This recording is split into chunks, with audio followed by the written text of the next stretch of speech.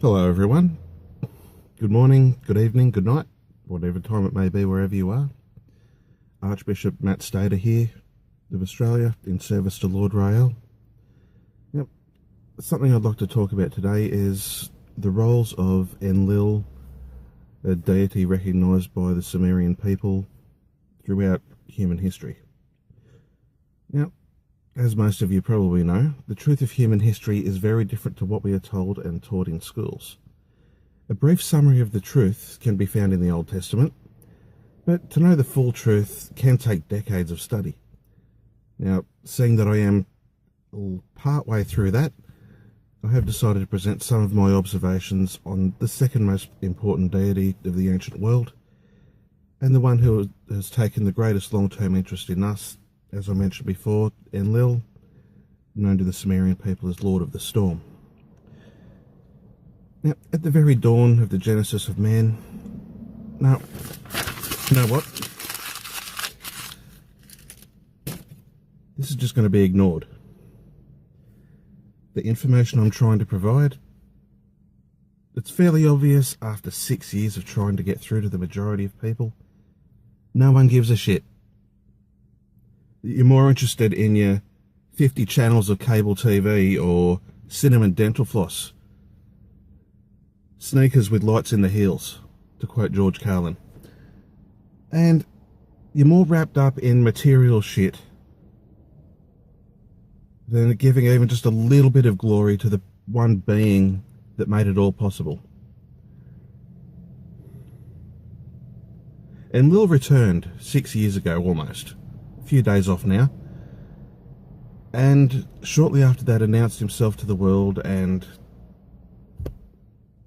who we know as Lord Rael.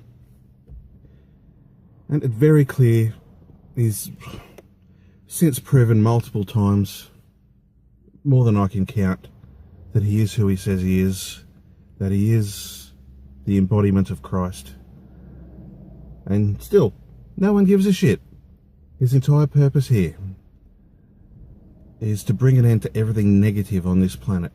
And yes, your 50 channels of cable TV is one of those negative things. And everyone seems to expect him to return with a smile on his face, when we're more wrapped up with what's on TV tonight, what we're having for our next meal. So, the chastisements he's been dishing out should not be a surprise. It's like the old question: why does God allow good things to happen to bad people?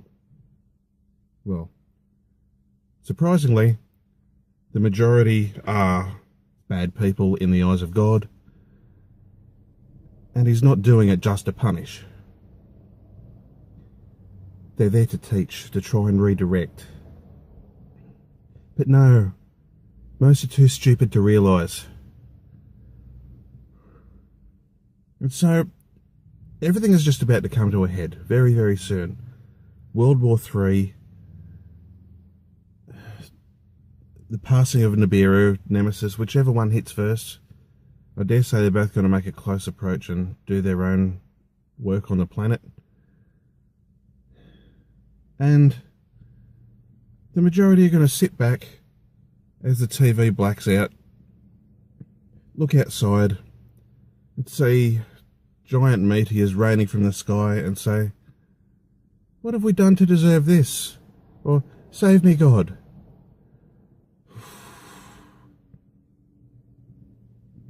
The majority of you don't even acknowledge God unless you want something from him. So,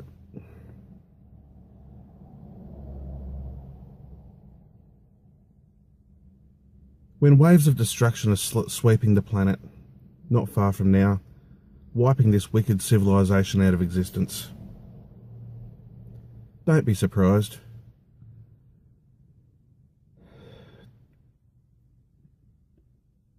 The only thing that can be validly done is to acknowledge that we've brought it on ourselves.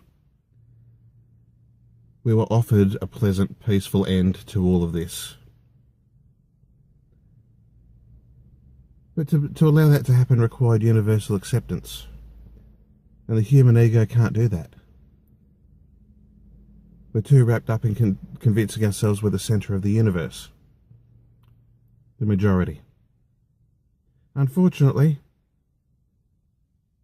universal acceptance means everyone has to accept, everyone has to repent. Without that, the suffering is only going to increase. The famine, the diseases, the warfare.